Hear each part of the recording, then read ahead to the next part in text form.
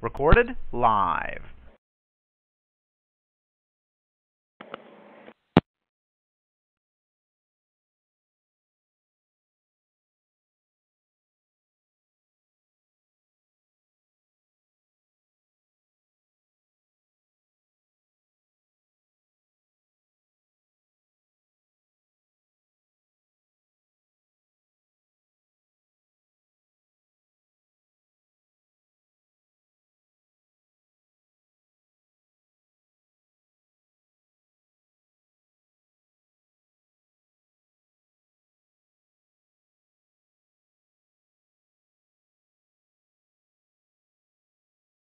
Hey, everybody.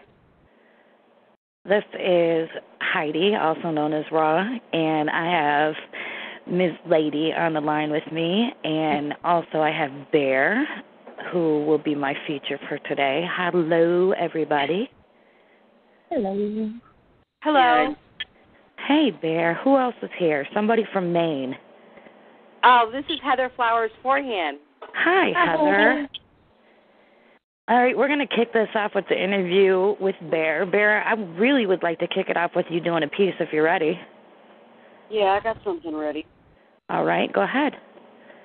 I did this. This is a piece called Unborn.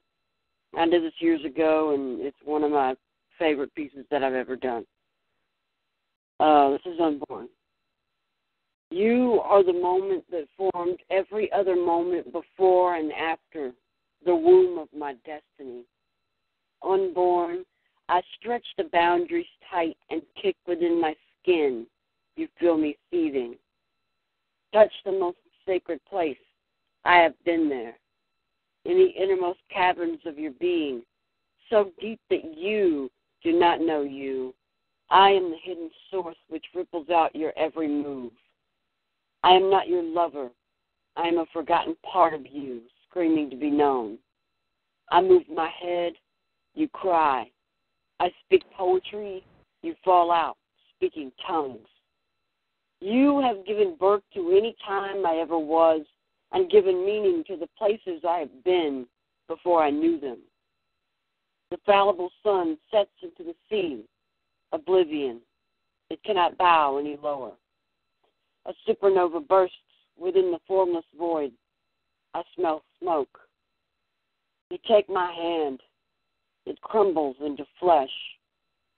Your fingers draw the line by which we measure horizons.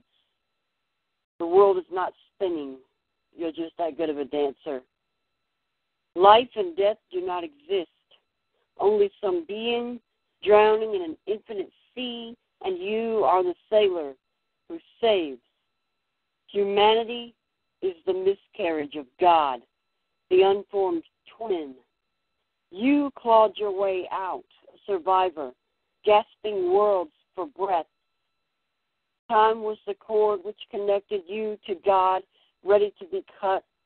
Space was the fluid, sustaining you but killing the other. Countless star-filled universes flicker and fade, the rolling tides of afterbirth. Existence is the dream of creation. You are the waking. You are the Western mystery on the lips of a fly. Absolutely beautiful. I love it. I have a question for you. First of all, I want to find out, is there anything that's off limits with you? There used to be years ago, and when I wrote my first piece about my mom, something just broke in me, and I had always kind of suffered that one silently. And then once I wrote my first piece about Mom, I'd opened some kind of well that just continued to flow, and I continued to be able to heal from that. And now there's nothing I won't write about, and there's nothing that I'm afraid to share with anybody. One of my favorite people in the world is Desmond Statham, who lives in Dallas, Texas, and she's kind of my poetic mentor, and she's like a big sister to me. And she told me to write my truth, and that's absolutely. That's some advice I've always followed. I don't believe in censorship, and I don't believe in doing anything but writing your truth. Absolutely. That's something for every person that writes poetry to live by. Do you find, when I started writing, I found that there was Heidi the person and Heidi the poet, and they were two different people. Do you find that you are who you are and then the poet, or have you reconciled the two? I remember writing to impress people before, and it wasn't so much that I was trying to be anybody else, but I was being a little pretentious when I was younger, and I was trying to, maybe impress a girl or something to that effect. And now it's just me standing on a stage naked, and it's just me. And I'm not even a dressed up me. It's not even a pretty me. It's the ugly demons now that in order to heal myself from and constantly purge myself from, I have to expose them. Otherwise, they're just going to eat me alive. So I find that that's the best way to do it. Okay, and I want to take this time to publicly congratulate you. You recently got married. Thank you. Listen to you giggle. You sound like you're all gleeful and whatnot. You're supposed to be, though. That's a big deal, especially with everything you guys went through to get married. We have someone else on the line, Planted Daisies, who I have written in the same circle as for quite some time. Hello, Daisy. I'm here trying to be all quiet. Hi, baby. How are you? I'm good. Did you have any questions for Bear or anything you'd like to say to him? Nothing just yet. Not yet? Okay. How about you, Heather? I'll put it in the chat. All right. How about you, Heather? Oh, Heather is muted. Okay, my beautiful co-host, how about you? Okay. Hello. Hey. Oh, sorry. All right. I didn't want to ask for anything right now. I want to leave the interview part up to you, but I want to say I'm really proud of you. We've gone back as far as, poetry on the Yahoo Alive Poets, and I think that might exactly be where I met Heidi. It's very first, too. So I owe a whole lot to one-line poetry, and I'm proud of you, and I'm excited to be here with you. And I'm just getting to know you, so I look forward to, growing closer as family. Okay, Bear, how about I bring out the more difficult stuff? Can you tell everybody, I shared a little bit earlier in our first call that went awry, that both of us are sick. Can you talk a little bit about what's going on with you? Do you mean my disability? Yeah. Yeah. And that's another thing that I tell everybody I'm an open book. They can ask me anything. I have a very, very rare bone disease. It's called Camaraderie-Engelmann disease. And believe it or not, it's an African bone disease. And he's a white boy. Yeah, and I'm a white boy. I'm whiter than sour cream, so yeah. And so it causes me a great deal of pain, and I wasn't diagnosed until I was in my 20s. We didn't know what this was. I've been, I use a cane. I've been in wheelchairs and walkers, and couldn't do crutches because I've also another part of what I have is a little bit of mild nerve damage on my right hand. So I'm left-handed, and I use my left hand for most everything, and my right hand just kind of helps out. And that's always been the case since I was born, and that's due to some oxygen damage or the lack of oxygen, I should say. And then there's also I was born with hormone problems, which has caused me no end of grief, but I've learned to deal with it. People, mistaken me as a kid for most of my life, and nowadays I just laugh it off and show my ID to get a drink like I had to last night. So several times last night. Yes. But I'm 29. I've been mistaken for as young as 16 or 15. And I've even been mistaken over the phone for a woman because of a high voice and everything. And I've just, it's made me, kind of toughen up and it's made me kind of, I have to try not to be, too sensitive. And these days I just kind of laugh it off. But, I do the best I can.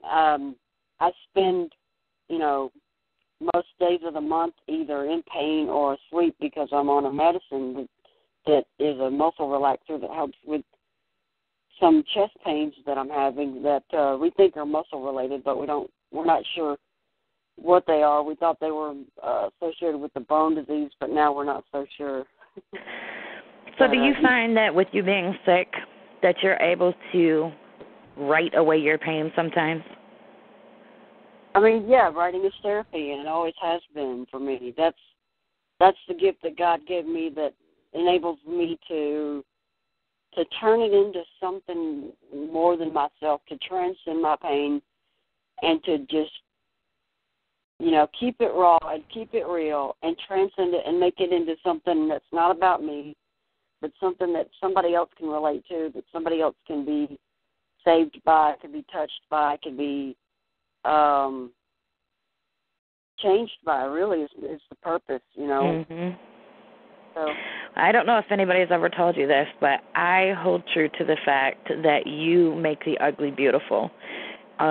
You have this propensity for writing about something that everybody would consider to be absolutely horrible, and when you put it into words, it comes out to be something that's beautiful.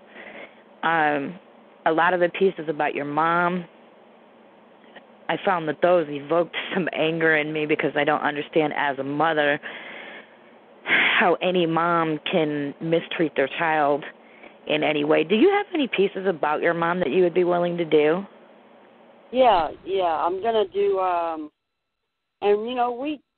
it got to a point where now I don't talk to her anymore, and she would call and I would just not answer the phone because I just, was so done. I think there's a point in the future where where I will be able to kind of call the shots, and if I want to talk to her, I can. And you feel like you're in control. Yeah, I after I moved out, I was in such a, I had to break so many bad habits that were instilled in me of being afraid of voicing my opinion or just getting rid of the paranoia that I had suffered from.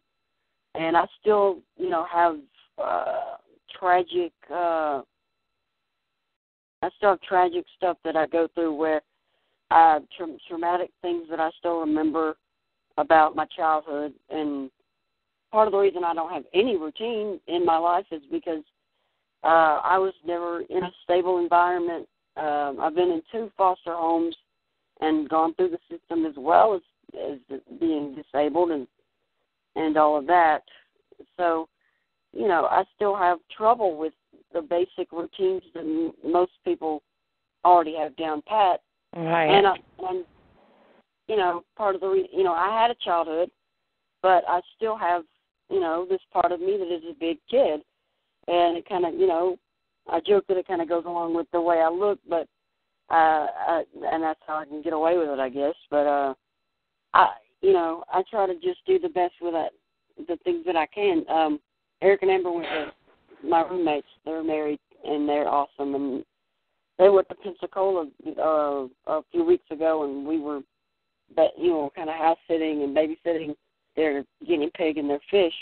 And when the guinea pig died under my care, and I'd done everything right, but it still had died of natural causes, and it kind of, was still early for it to die, and it tore me up.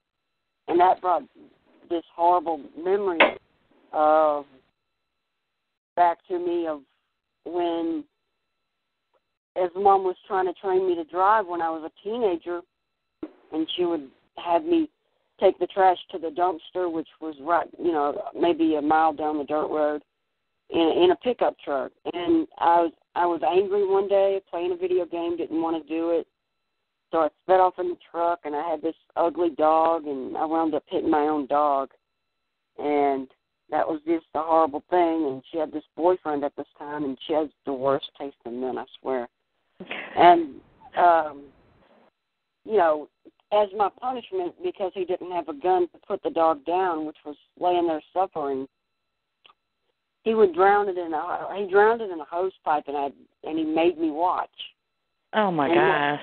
You know, Mom just stood there and let it happen, and didn't say anything until he asked me to bury it, and that's only when she drove the line. But I have a piece that I pulled up called "Still," which is I have a video on Facebook of me reading this poem, but this is about her and about my experiences with still having problems, even though I'm not living with her anymore. Still, you know, dealing with those feelings.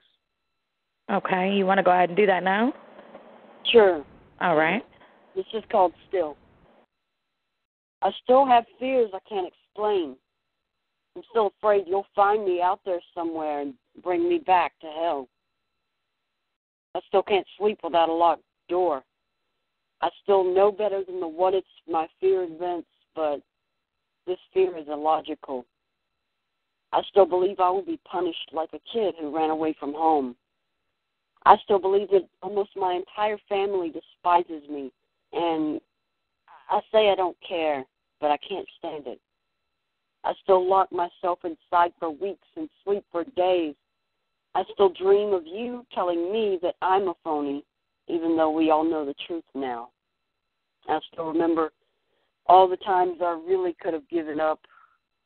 I still remember every twisted thing your boyfriends did to me, and all the really bad stuff was you. I still cry because I'm racked with guilt, despite the fact that I was the victim. I still cry because I know you may have done terrible things to me, but I know you'll die soon because I'm not there. I still fear that my sister will never know the true me, and in reality, I know she doesn't want to because she doesn't care. I still hate you, and I still love you, and I still remember the chilling prophecy you always told me. As soon as you're out there, you'll forget all about me and just throw me away after all I've done. I still regret that you were right for all the wrong reasons, and I still regret being your punching bag son. Wow. That's like all I can come up with. Do you find that when you write pieces like that it actually physically exhausts you? It's more emotionally exhausting sometimes than anything. I actually cried in the middle of writing that piece. In the middle of a certain line, you know, and I don't do that with most of them, but I did that with that one, and it was just due to my fears. I cannot sleep without a locked door. It's true. And, you know, that's not just fear of her. It's fear of just, to be honest, I think it's all the boyfriends and the husbands that I had to go through and all the times I had to, you know, deal with something like that. I can completely identify, just to let you know that you're not alone. Some of the things that we develop as habits when we're younger stick with us when we're older, even when we're not in that situation anymore. I was subjected to sexual abuse as a child and developed a habit of bathing with bleach, and because it somehow made me feel clean. Yeah. I would put bleach in my bath water. And up until 3 years ago, when I got with Andre, my husband, and he said, no, you don't do that. You don't have to do that. And he even had to break me of it. It reoccurred. I started having nightmares again and started using the bleach again. And he absolutely forbid it. And until then, and he broke that cycle, I still bathed with bleach at age 38. So it's not abnormal. You're not alone at all. And I'm sure there's other people out there that can tell you that you're not alone. There's habits that we form when we're in a dysfunctional position. And it's so obvious in your poetry that your mom had you in the ultimate dysfunction. And I'm just so happy for you that you have your poetic voice because you felt voiceless for so long, that you have your poetic voice that you can get all that out. And it's absolutely free therapy. You don't have to pay a psychiatrist for anything. Yeah, it is free therapy. You know, my mom told me that, you know, no matter what, she would always be, you know, in control of my life, and that no matter where I went or anything like that, I would not be able to make it without her. And I just want to say that, you know, I'm married, I'm happy, I'm about to move to Dallas, which I've wanted to do for forever. I'm still working on my book of poetry. You know, I've got a lot of dreams that are coming true. And, you know, I feel like I'm proving her wrong without even actually having to tell her anything. Absolutely. And that's where the true gratification, the self-gratification comes in, when you realize you don't have to put it in your oppressor's face. Just the fact that you're doing it and you've broken that link is enough. I don't know if you've come to this point, but I came to the point with my father where I didn't have to hear him say I'm sorry in order to forgive him, and that is totally liberating. The burden of not forgiving and not being able to say, okay, you're my father, I love you, no matter what you did, was more poisonous for me than it was for him. I wasn't bothering him. He didn't know how I felt.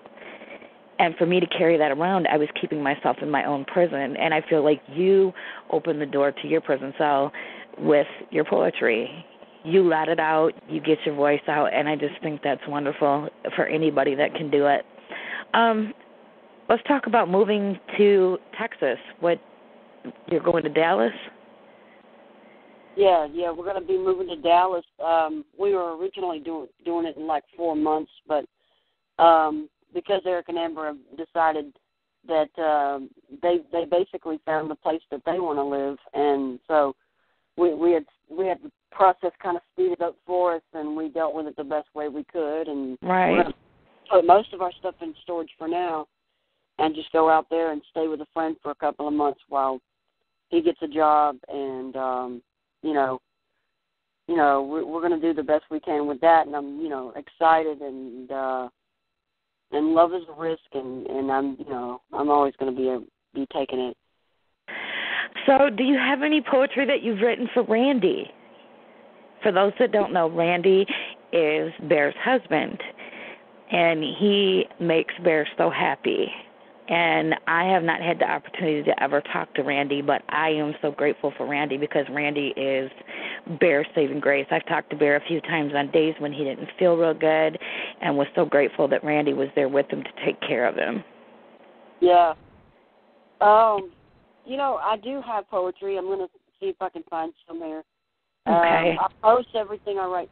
He's the first person in my life, that romantic-wise was the first person to ever completely love me for me and it not be a sham or it not be, something other than what it is, which, he's my conscience is what I was telling Eric last night, heart to heart. I said, he's my conscience. He's the good side of me. He's my guardian angel. He's the one Christian that has completely proved me wrong about Christians in the past, because he's changed my life without ever preaching at me, without ever spitting a Bible verse, with just living his life the way that God would want him to live. He has redefined what it means to be a true Christian in the face of a cynic, and he's changed my life in that way. That's so important. So he brings you not only love, but reinstills faith in you as well. Yes, and there's times where I challenge him, and I'm like, I still have times where I'm not sure what to believe anymore, to be honest. But right. I know, I still believe in God, but I, for the most part, I don't subscribe to any religion, even though I married Methodist in the past, and I, was raised a Baptist and everything like that. But,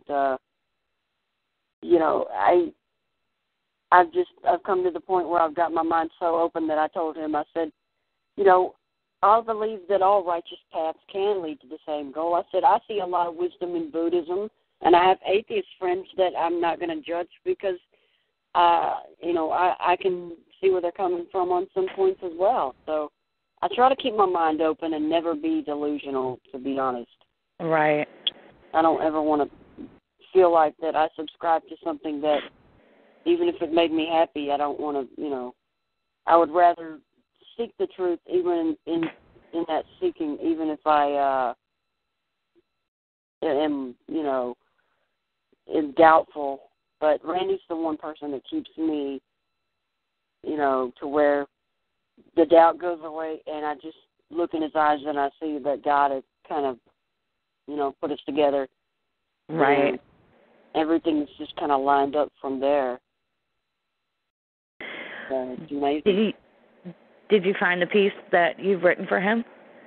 I am going through pieces on Facebook now. Okay. Have you done? Do you go out to any open mics or anything? Have you ever done any features live?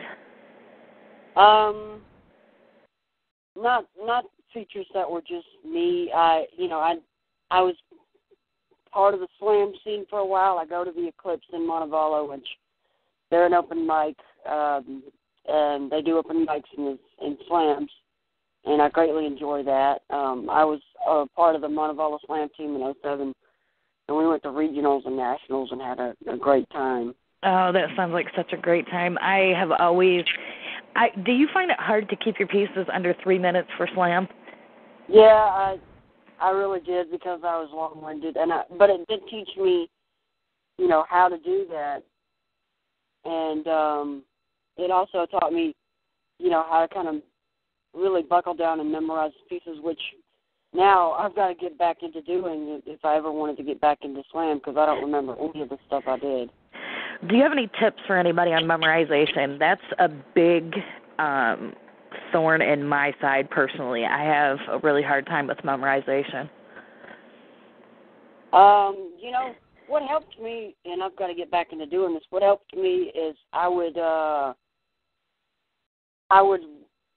basically perform the pieces into a microphone, and then I would put them on something to where I could walk around and listen to myself on headphones.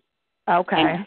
And just repeat and repeat and repeat and just, So like the same thing as a teenager listening to an MP3 player, they pick up the lyrics really fast.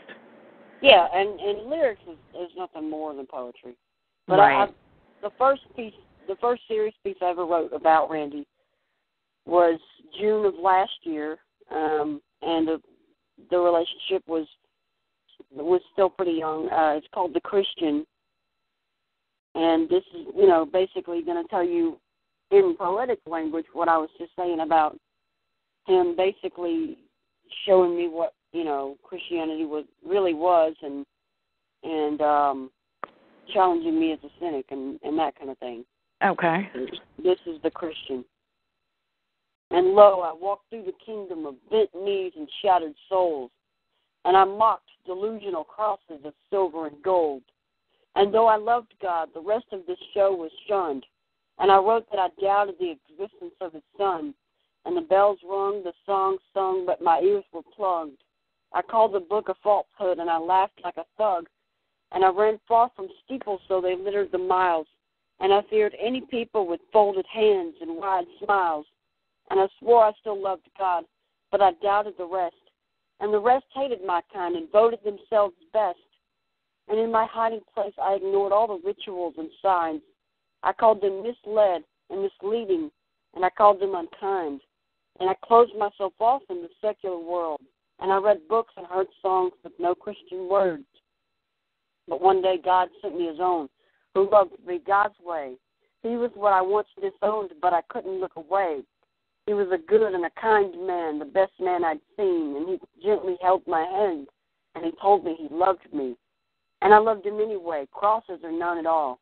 And he didn't try to change me, for he loved all my soul. And I began to understand that with no other evidence that Christ lived that I trusted, I saw Christ live in him. He doesn't use his faith for platforms of hate or of greed. He just loves me completely and gives me all that I need. and I know that God sent him to restore my faith. And though I still am no Christian, if he were any other way, I wouldn't love him as much, for he showed me God's love. And I love him as such that when I look at him or above, I know that whatever the truth is about God and the lost, I will cling to the man who clings to his cross. That makes me smile. That is extremely beautiful, and I knew it would be. So you said that was early in the relationship? Yeah, we started dating February 24th of last year. So that was the first, really serious poem that I had written about Randy. I did not realize that the relationship had been that young when you guys got married. You really stepped out in faith. Yeah, we got married this past February. Right. And it was a year to the day, actually. We tried to really make that date happen, and it almost didn't. But it, thank God it did. And I told him, I said, I am the marriage type, and I am, the type to domesticate myself and all that, and we're both the settle down type. But I said, I want to be clear. There's only one reason why I'm doing this so soon, and I know a year is still pretty soon to marry somebody. But I said, really the reason is, A, I love you, and I know I want to spend the rest of my life with you. But B, I don't want to. Later on, I don't want to. I told him that I didn't want to get married in a wheelchair. While I could, I wanted to be standing up while I married him, and I did it. We went to Washington D.C. and that was a hell of a trip, and we got it done. I mean, we almost didn't. We had some friends help us out financially to get it done, but we did. We did it. We made it happen. I'm so happy for you that you did, and I can completely understand wanting to be able to be standing on your own 2 feet and have everything physically under control while you took that step. I don't knock anybody that follows love. I took that step myself after only knowing my husband for, I think it was 4 months we knew each other, 4 or 5 months. Mm-hmm. And I moved to another state to be with him. And 3 years later, not a day has gone by that we don't see each other, of course, because we live together. But if I have to go out of town or anything, he goes with me.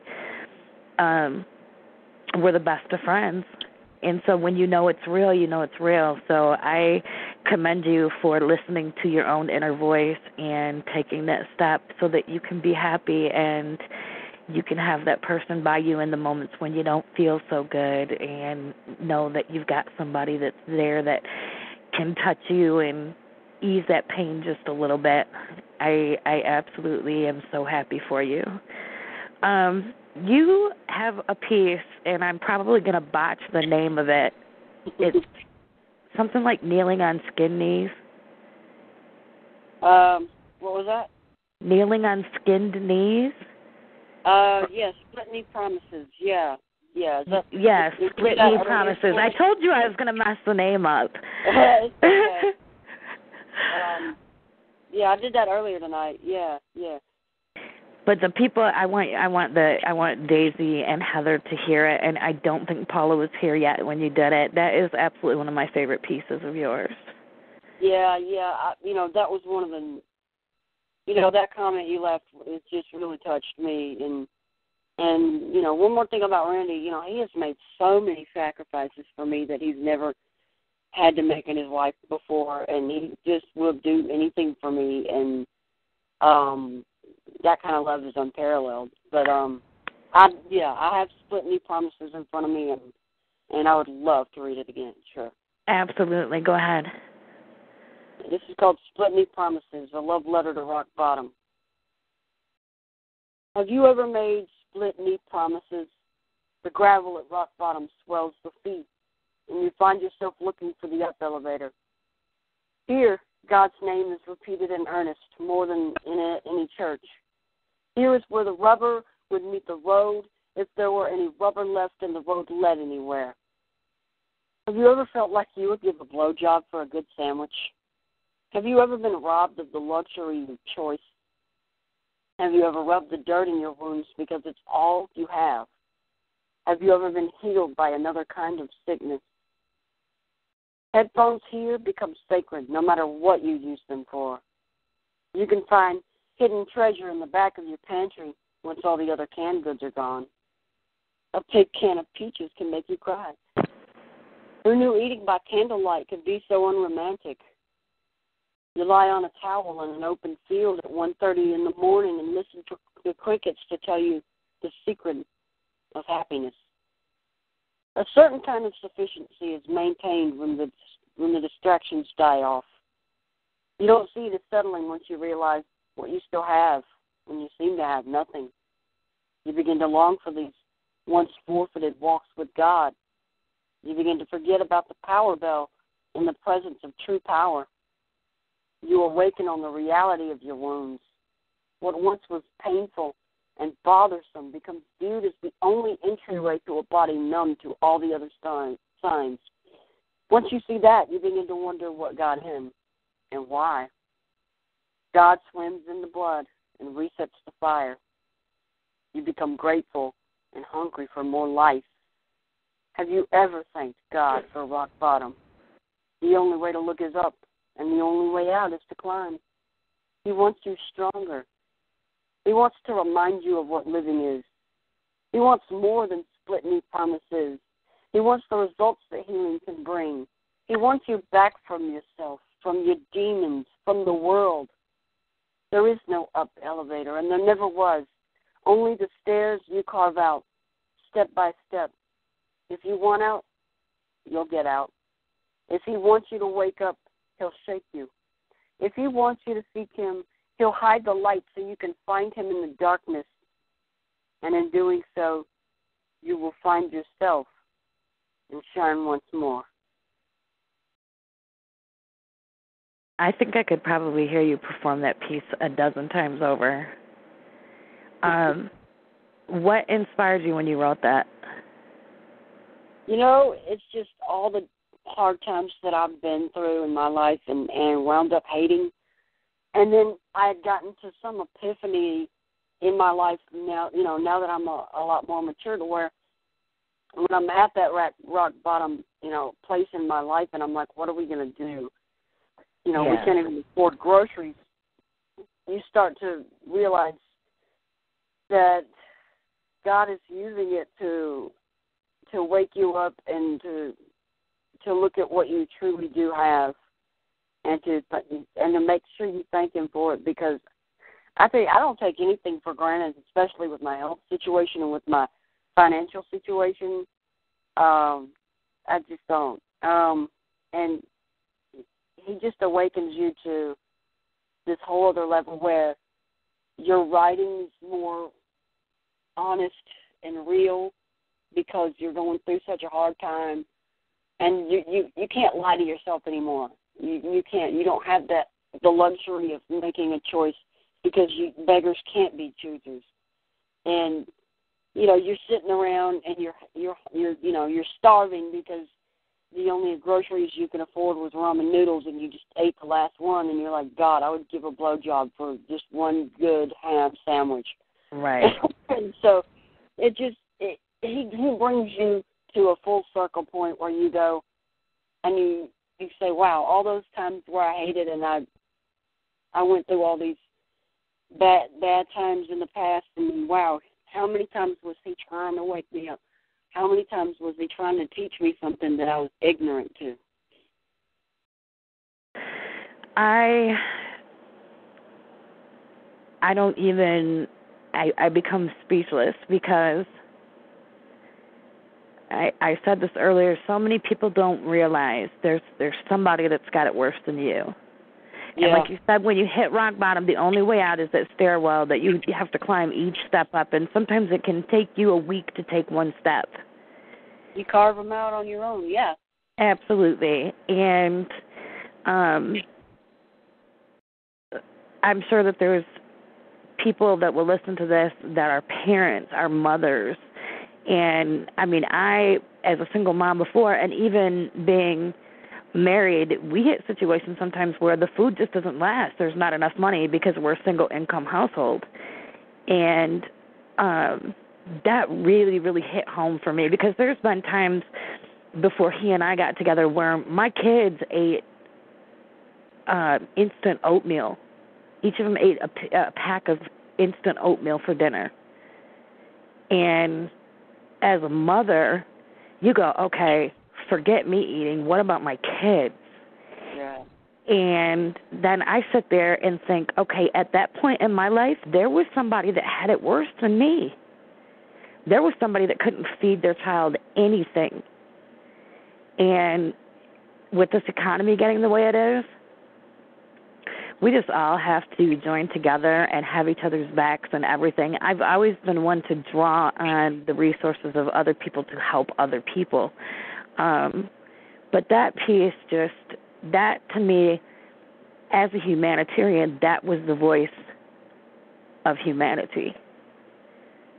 And it just, there's so many levels to it that I could go into, but it just really, really is one of my favorite pieces. It really hits home for me.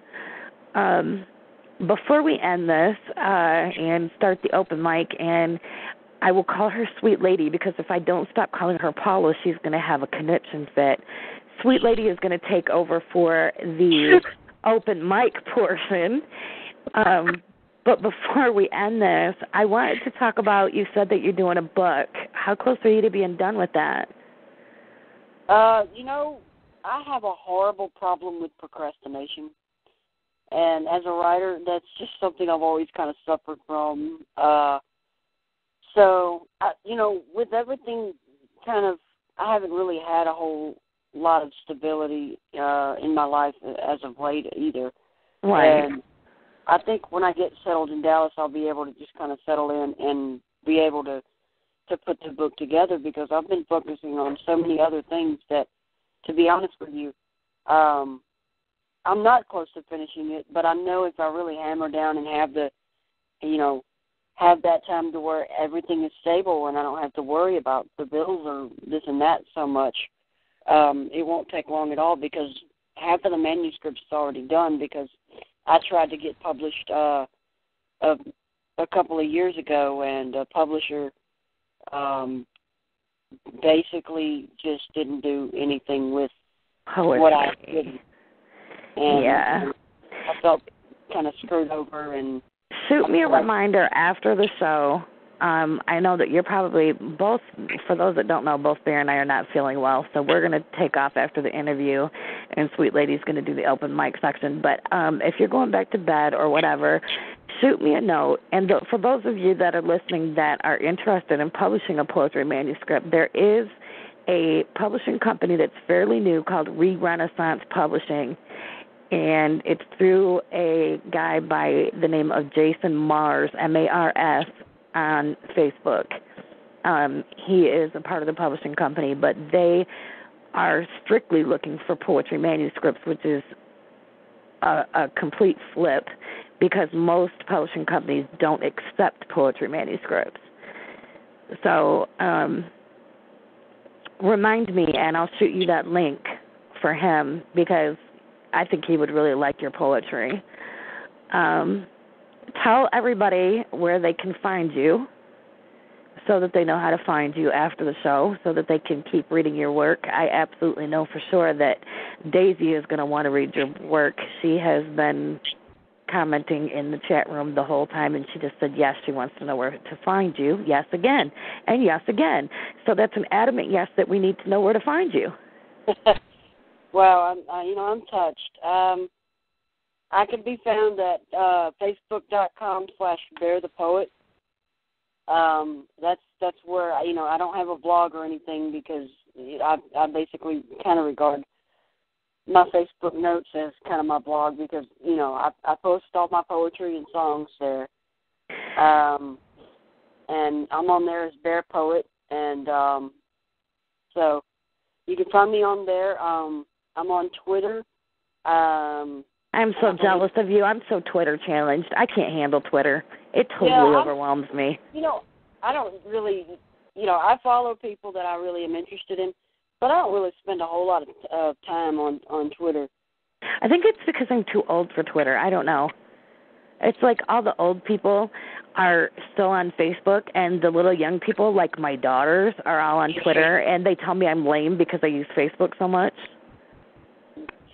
Yeah, but we'll be lame together and just stick to Facebook. Yeah, I mean, I have a Twitter. It's at Bear the Poet, so you'll be able to find me on there. But definitely look me up. I would love, I always love new readers, and definitely feel free to like and comment and discuss. So I used to have a MySpace, I deleted it a long time ago. Yeah, MySpace is like dead and gone. Anybody who knows me, they know I post all those pictures with the little quotes on them and stuff. And I had a picture of somebody with their head hanging, and it said, "Whenever I want to be alone and think, I just go to MySpace."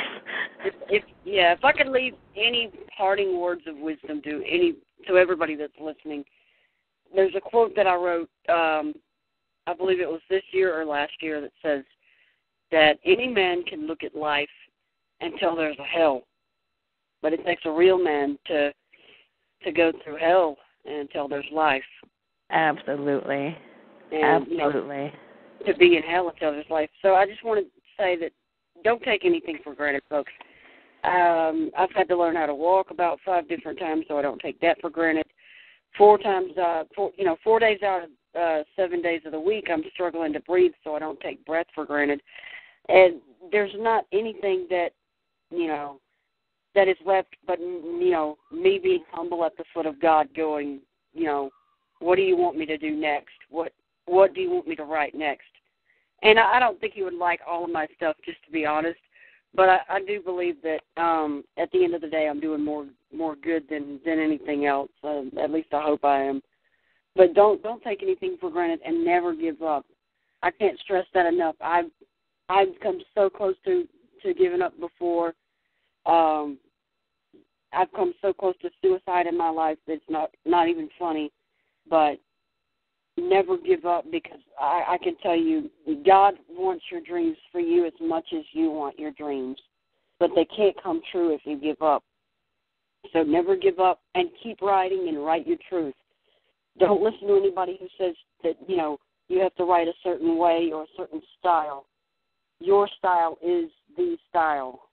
Write your truth and be uncensored and be candid and be honest with yourself, because that's the only way that your poetry is going to be therapy. Absolutely.